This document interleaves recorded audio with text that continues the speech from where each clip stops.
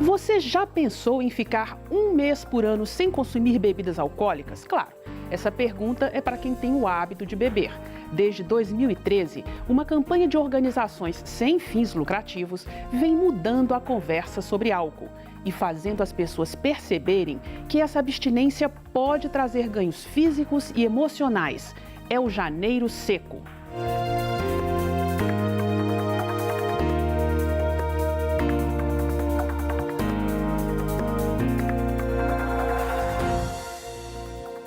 Olá, bom dia. Uma pesquisa da Universidade de Sussex, da Inglaterra, comprovou que deixar de beber por um mês traz vantagens. As pessoas recuperam o controle de suas bebidas, têm mais energia, melhor pele e perdem peso.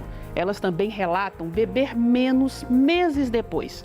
Nós vamos conversar sobre isso, então, com os nossos convidados de hoje. Júlia Cury, psiquiatra, e Adalto Versiani, médico. Bom dia, sejam bem-vindos aqui ao Opinião Minas, todos dois. Bom dia. E você também aí de casa é bem-vindo para participar dessa conversa. Manda sua pergunta e seu comentário. Adalto, vamos começar explicando para as pessoas que campanha é essa, Janeiro Seco?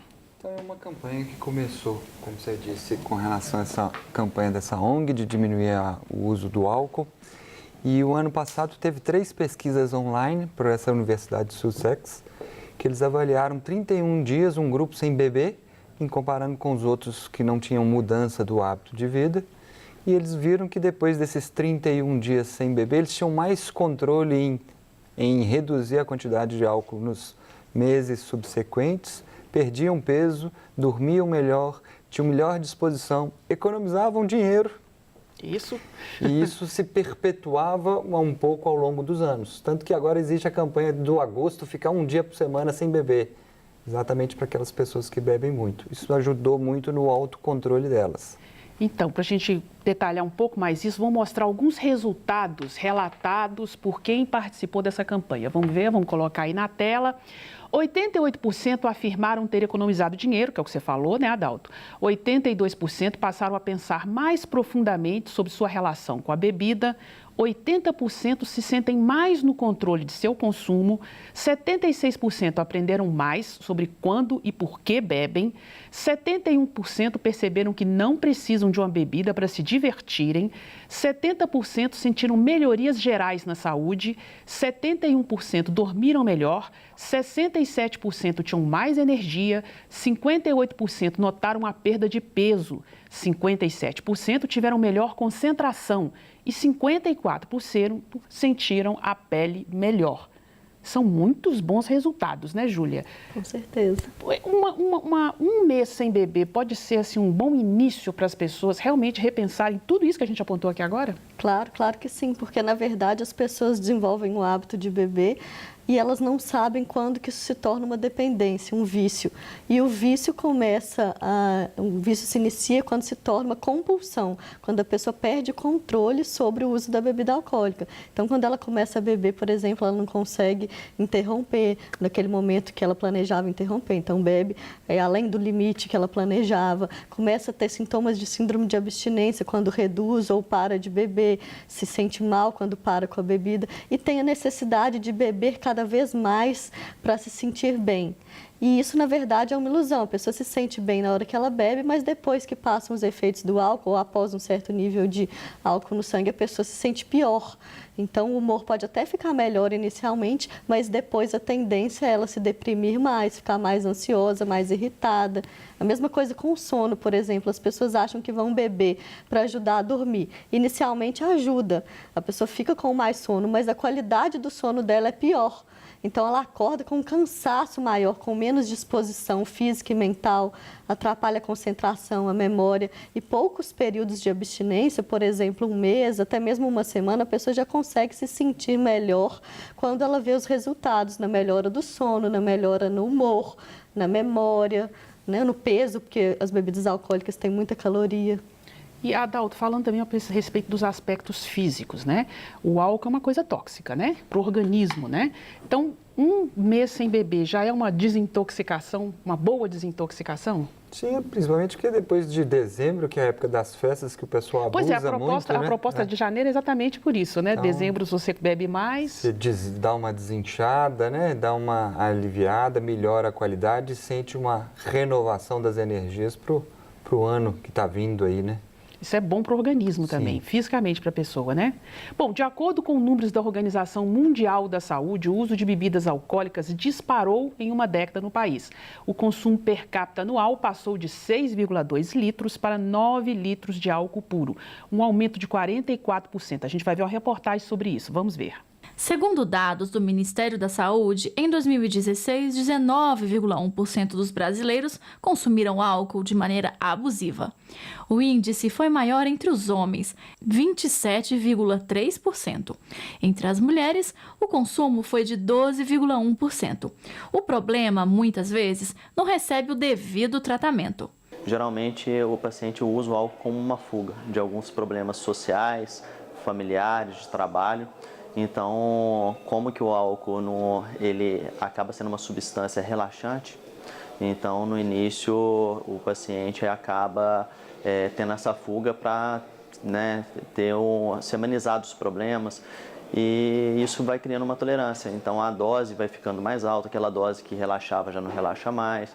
Então o paciente acaba tendo necessidade do álcool para poder ter aquele bem-estar. É considerado o uso abusivo de álcool a ingestão de 4 a 5 doses da bebida em uma mesma ocasião nos últimos 30 dias. Grandes tragédias ou ocasiões de estresse podem contribuir para que a dependência se instale. Nesse momento, reconhecer o problema e procurar ajuda é fundamental. O tratamento ele necessita primeiramente do paciente. Basta ele querer, né? Se ele não querer, fica mais difícil.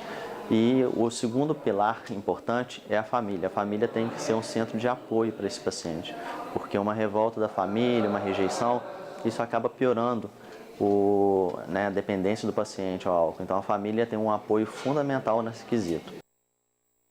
Lembrando que o SUS oferece tratamento gratuito para dependentes de álcool, por meio do CREAD, Centro de Referência em Álcool e Drogas, com orientação de psicólogos, assistentes sociais e enfermeiros. Aqui em Belo Horizonte, o CREAD funciona na Rua Espírito Santo, 495, no centro. O telefone é o 31-3273-6204. Adalto, vamos falar um pouco mais a respeito disso. A diferença entre o uso esporádico do álcool e realmente o vício do álcool. Tá. Toda substância que a gente usa em excesso, ele faz mal, né? Mas o álcool, então, em excesso, ele faz mal.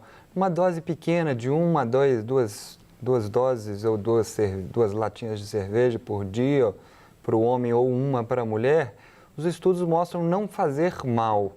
O problema é que a gente não pode incentivar porque tem uma parcela da população que tem uma tendência para alcoolismo. Então, a minha opinião, se está bebendo mais do que isso, deve parar, porque isso está te fazendo mal para a saúde. Se está até bebendo até essa quantidade, eu não falo nada. E se não estiver bebendo nada, eu não incentivo a beber. Pois então, nós recebemos uma pergunta aqui do Wanderson de BH, acho que você respondeu uma parte já, que ele pergunta como percebemos que o álcool está sendo prejudicial à nossa saúde. Tem alguma regra? Você acabou de falar de uma, né? Sim. Quer dizer, umas 2 latinhas por dia. Mas, Júlia, como é que a gente percebe que está sendo prejudicial? Quando começa a interferir, por exemplo, no dia a dia dessa pessoa, começa a prejudicar na funcionalidade dela. Então, começa a prejudicar no trabalho, nos estudos, nas relações intrafamiliares, com os colegas de trabalho. Quando a pessoa começa a ter prejuízos na vida dela, começa a sofrer de alguma forma, ou fazer as pessoas que convivem com ela terem algum tipo de sofrimento, a gente considera que já pode estar sendo um uso problemático da bebida alcoólica. Mas é importante a gente lembrar que mesmo quando não é uma dependência, pode causar aumento de riscos.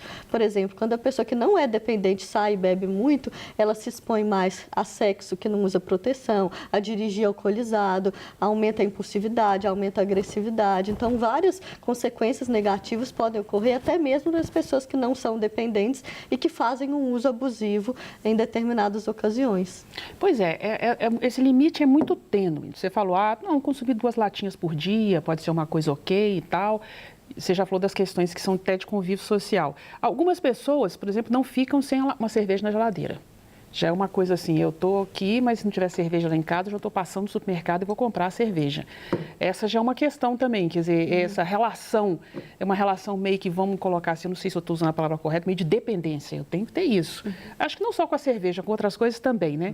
Já é um indíciozinho, assim, de que aquela relação já é uma relação um pouco mais de dependência?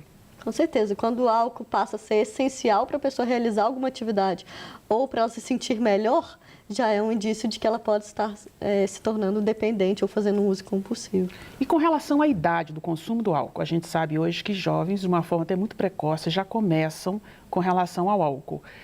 O dano para essas pessoas, físico e emocional, cada um de vocês pode falar, pode ser maior? Você quer falar? Com certeza, quanto mais precocemente as pessoas começam a utilizar, os danos são piores, porque o nosso cérebro é muito plástico, né? Ele ainda está em desenvolvimento e até antes de 21 anos, o córtex pré-frontal, que é a parte do cérebro que controla os impulsos, principalmente, ela ainda é muito imatura. Isso faz com que os efeitos do álcool sejam ainda maiores e a propensão a se tornar um dependente seja maior ainda. E é por isso que se recomenda que esse uso comece cada vez mais tardiamente, para que se previna os prejuízos maiores. E tem também aquela coisa do uso, ao mesmo tempo que você começa com o álcool, que é uma droga, você pode começar com outras. Eu tenho um nome para isso que agora eu esqueci. Você porta de entrada para outras. Exato. O álcool também pode ser isso. Pode ser, com certeza. Mas não significa que a pessoa que vai usar álcool vai usar outras drogas. Aumenta a chance porque, como eu falei para vocês, o álcool aumenta a impulsividade, aumenta a impulsividade, reduz o controle sobre os impulsos. Então, a chance de uma pessoa que já está alcoolizada fazer uso de outra droga aumenta. A quantidade também está envolvida com isso, né? Com certeza. Qual é a questão física, Adalto? A quantidade que as pessoas bebem. As pessoas dizem, uma pessoa maior pode beber mais, uma pessoa menor pode beber menos. A idade, peso, essas coisas. Qual a relação que isso tem? Então, eu falei de 1 a 2 latinhas de cerveja para o homem e uma latinha considerado até isso sem maiores problemas, porque o organismo consegue metabolizar isso muito bem. E a partir do momento que você começa a aumentar essa quantidade, isso vai trazendo alguns problemas, como aumento de esteatose hepática, alteração da consciência e a própria tolerância, quer dizer, o que você conseguia de relaxamento com 1, 2, você começa a querer com 3 ou 4.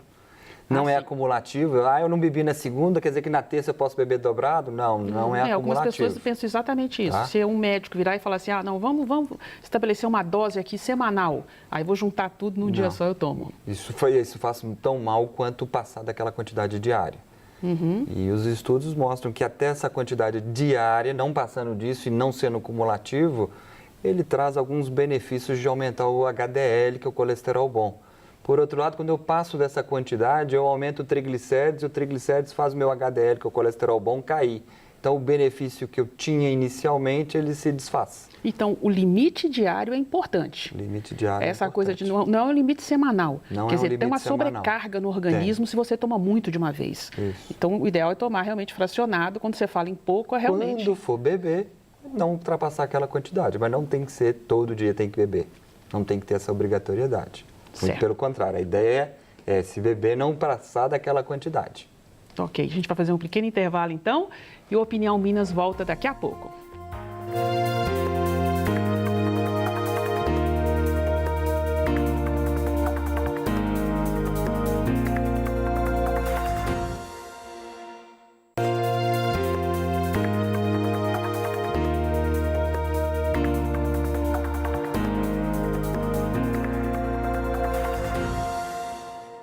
Voltamos com Opinião Minas, hoje falando sobre Janeiro Seco, uma campanha que propõe um mês sem álcool. Nós estamos falando de mudança de hábito, né? Sim. Uma campanha que propõe as pessoas ficarem um mês sem álcool, repensar o hábito de tomar álcool. Essas questões, essas campanhas que propõem para as pessoas mudanças de hábitos alimentares, são muito bem-vindas, na opinião de vocês, hoje em dia? Sim. Porque nós estamos sendo bombardeados por maus hábitos, né? Tanto de comida quanto de bebida. Qual que é a sua opinião, Dalton? Nós estamos vivendo uma epidemia de obesidade. Né? Fato, nós estamos né? perdendo a epidemia, guerra. Né? Cada ano, prevalência de obesidade vem aumentando. E essa ideia do janeiro seco, de ficar um mês sem bebida, que é uma caloria vazia, que não tem poder nutritivo, mas que engorda, e que ficar um mês sem beber ajuda a emagrecer, ajuda a desinchar, desintoxicar do abuso das festas de ano, e que reafirma o autocontrole, a capacidade do eu posso, se eu quiser eu posso. Isso pode também ser abertura para outras mudanças de estilo de vida, como começar a fazer uma caminhada, começar um programa, tentar uma meta para o ano de 2020 de ficar com um peso menor, com hábitos de vida mais saudáveis. Isso tudo pode ser uma porta de entrada. Então, são coisas que vão se agregando nessa mudança de estilo de vida para uma saúde melhor no futuro. Júlia, a gente é bombardeado assim, nas redes sociais pelas mais notícias e orientações, pessoas diferentes. Faça isso, sua vida vai mudar. Faça isso, emagreça. Faça isso, melhore sua alimentação.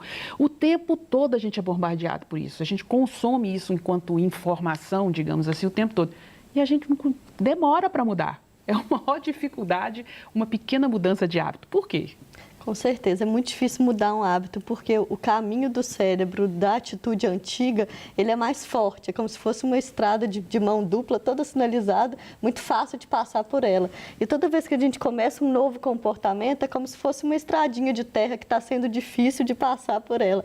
Então, tem que ser uma luta diária, a cada dia eu vou me manter no novo comportamento, até que após uns 20 dias mais ou menos, mas para consolidar realmente 66 dias em média, uma pesquisa de Harvard demonstrou 66 dias para essa estrada nova se tornar mais forte do que a estrada antiga, que é a do hábito antigo.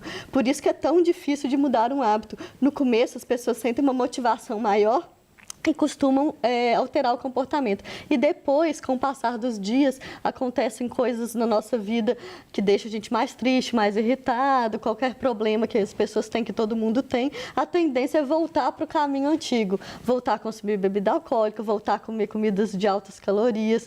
Então, é importante que se tenha ajuda, principalmente de médico, de psicólogo, de psiquiatra, para conseguir se manter nesse novo caminho, até quando você tem desafios na vida, que é quando normalmente as pessoas recaem no hábito antigo. E os profissionais ajudam justamente a adquirir estratégias, coisas alternativas para passar por esses desafios sem ter que recair no hábito antigo.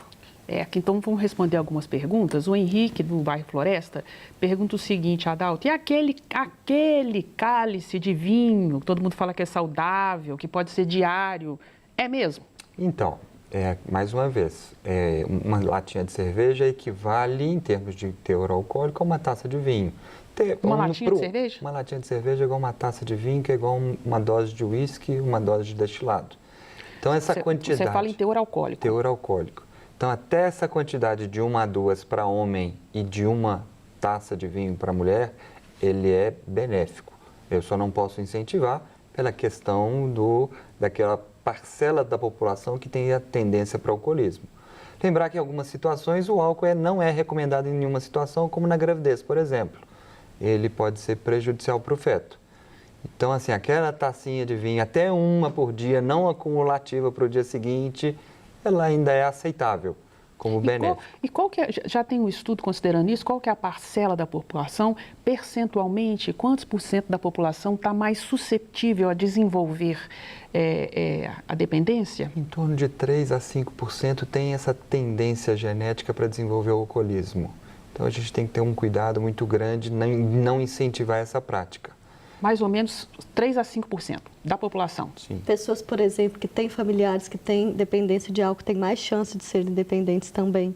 Então, tem que olhar isso também, né? Pessoas que têm uma maior predisposição, um histórico familiar, elas têm que tomar um cuidado redobrado para não se tornarem também dependentes do álcool. Então, vamos lá, a gente tem outra pergunta, é do Júnior do Barreiro.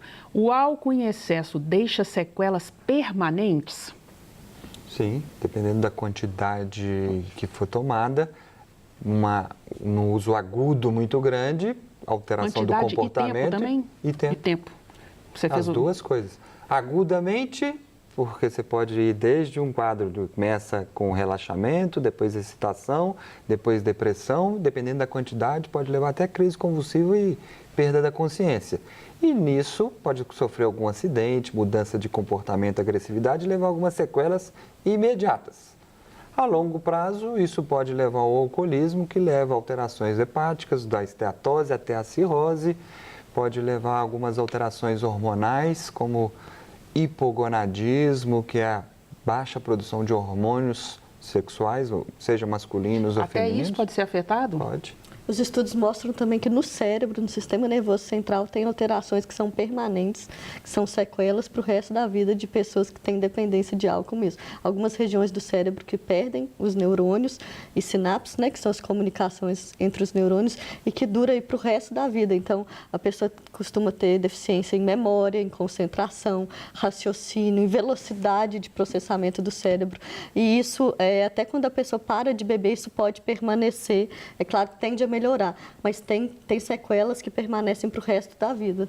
Bom, a gente vai ver agora os dados, que são a pesquisa divulgada ano passado pela Fiocruz, que é a Pesquisa Nacional sobre o Consumo de Álcool, e um dos dados considerados mais alarmantes foi com relação aos padrões de uso de drogas que não estão relacionados às drogas ilícitas, e sim ao álcool. Mais da metade da população brasileira de 12 a 65 anos declarou ter consumido bebida alcoólica alguma vez na vida. Cerca de 46 milhões, esse é 30% do total, informaram ter consumido pelo menos uma dose nos 30 dias anteriores da pesquisa. E aproximadamente 2,3 milhões de pessoas apresentaram critérios para dependência de álcool nos 12 meses anteriores à pesquisa. A relação entre álcool e diferentes formas de violência também foi abordada. Aproximadamente 14% dos homens brasileiros de 12 a 65 anos dirigiram após consumir bebida alcoólica. Isso também nos 12 meses anteriores à pesquisa. Já entre as mulheres, essa estimativa foi de 1,8%. E cerca de 4,4 milhões de pessoas disseram ter discutido com alguém sob efeito de álcool, também nos 12 meses anteriores à pesquisa. Essa pesquisa é interessante porque, primeiro, ela foi feita dentro de um contexto de pesquisar os mais diversos tipos de droga, né? As lícitas e as ilícitas, e o álcool é a mais consumida. E nesses dados que a gente apresenta aqui, muita relação do álcool com a violência. Vocês queriam comentar um pouquinho? Com certeza aumenta, né? Ele desinibe, faz com que as pessoas fiquem mais agressivas, mais impulsivas. E essa pesquisa é interessante, ela mostra exatamente que por ser uma droga lícita permitida, as pessoas têm a sensação de que não faz mal e por isso tendem a fazer um uso maior e usar cada vez mais, com idade cada vez mais precoce na vida. Isso faz com que as consequências sejam ainda piores. Bom, aqui uma última pergunta, Adalto, Daniel de BH. Existe alguma bebida menos prejudicial? Não, todas são iguais. Uma dose pequena não é menos prejudicial, numa dose, como mencionado anteriormente. Passou desse limiar, ela começa progressivamente trazendo prejuízo.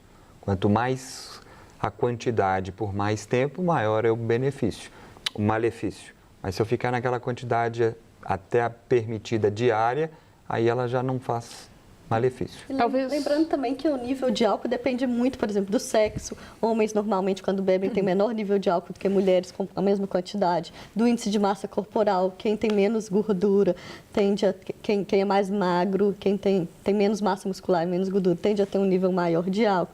Tem algumas pessoas, algumas etnias, por exemplo, orientais, têm uma sensibilidade maior ao álcool, têm tendência de ter nível maior. Então, depende de outros fatores também, né? Além da quantidade de álcool de cada bebida alcoólica. Se você ingere alimentos antes de beber, o nível de álcool no seu sangue tende a ser menor também. Tudo isso interfere. Bom, a gente tem até um aplicativo, parece que a gente vai conseguir colocar na tela aqui, exatamente o aplicativo que ajuda as pessoas com a tecnologia, né? Vamos contar aí com o aplicativo, todo mundo está gostando muito de usar.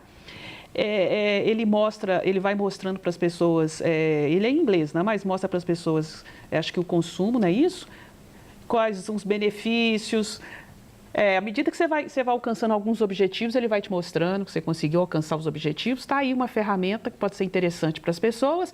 Mas eu acho que para a gente finalizar, nosso tempo está finalizando, mas eu acho que algumas pessoas têm aquela disciplina de vida, de consumir sempre pouco, uma dosagem diária, pequena. Acho que dentro do que vocês falaram, essa é uma norma, uma forma inteligente de lidar com isso, né? Você pode saborear sem perder o controle, não é isso?